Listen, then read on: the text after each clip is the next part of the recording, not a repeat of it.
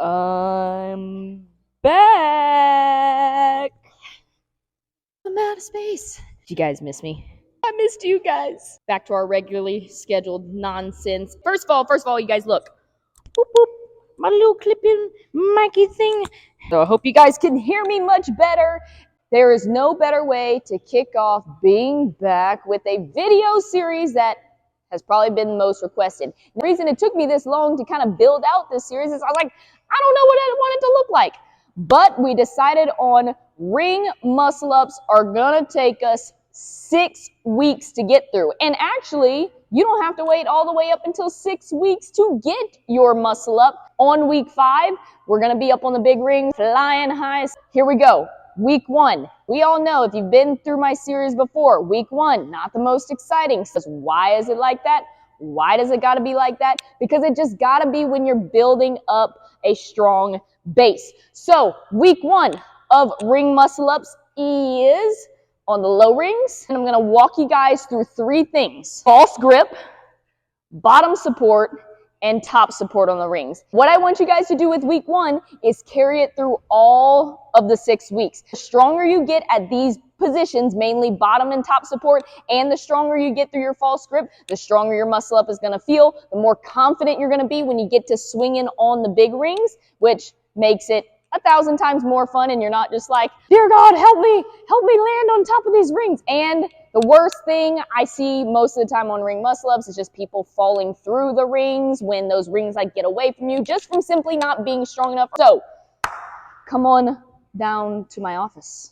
My friends and Blitzy boy, we're gonna start by going over the false grip. Now, false grip is kind of this story. It sucks, okay? But why we need to use a false grip, which is a different type of grip on these rings, 2 reasons. 1, a lot of us, unless you come from a gigantic gymnastics background, do not know how to shift or move your hands while you're swinging up and then getting on top of the ring. So shifting your hands is one reason. You'll slowly begin to learn that by incorporating the false grip into your training. And then the other thing, the big thing that a lot of people don't realize when it comes to false grip is leverage on the ring. And be able to use one of your big muscle groups back here, your lats, is going to help you engage those guys easier, which will help you get a stronger pull. Now, what is the false grip? False grip simply looks like this. It kind of looks like my wrist is like cocked over the bottom of the rings. If you look at your hand, there's like a little bone right here and like a little pocket on the outside of your wrist where the ring is actually gonna sit.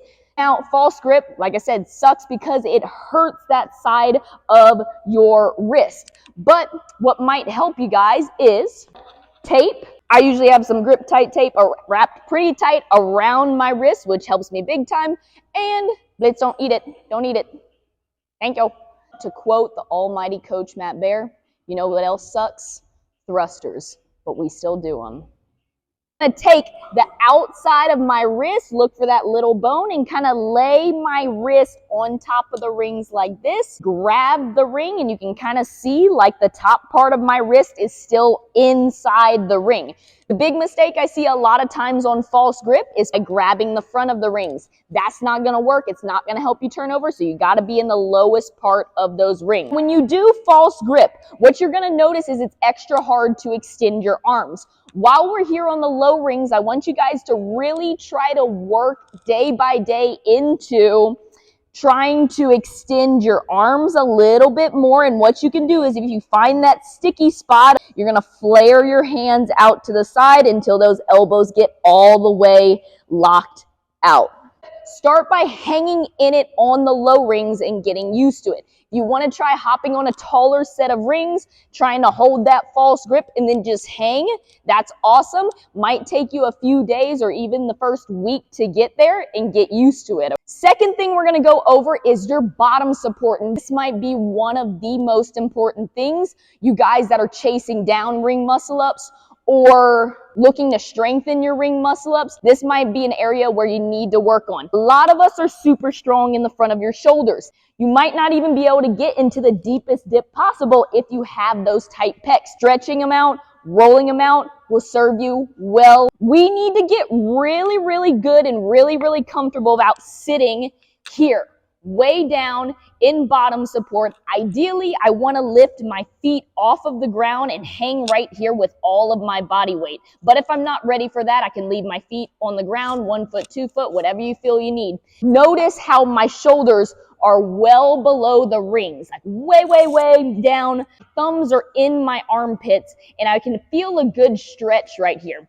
When you turn over your first ring muscle up, you're going to land that low. Don't be expecting to land all the way up here. You're going to catch in this really deep bottom support. You got to be ready to hold that and then feel really comfortable and get your shoulders ready for that big catch. I'd hate to see some of you guys landing in a deep dip and that shoulder just gets tweaked or it's not ready to feel that. Okay, my chest faces the ground, thumbs are in my armpits, and then I'm just hanging out here in kind of this tucked position, getting my shoulders strong and mobile and ready to catch myself. On the other side of things, this is more or less for strength work. You got to be able to hold yourself on the top of the rings. You can't hold a solid top support on these rings. Should we really be trying to fling ourselves on top of the rings? Maybe, maybe not. This is why week 1 is week 1. We need to do about 3 to 5 rounds of 10-second hang in a false grip, 10-second bottom support hold, getting used to that deep, deep, low dip, then a 10-second top support hold. This will get you strong. This will get you more confident on the rings because once we start being dynamic, you guys need to feel strong and confident and ready to rock and roll. Super excited to get this program going. Don't skip the basics, guys. So I'll see you guys soon for week 2. Get to working on all of this stuff on the low rings so we can fly high on the tall rings. I'll see you guys later.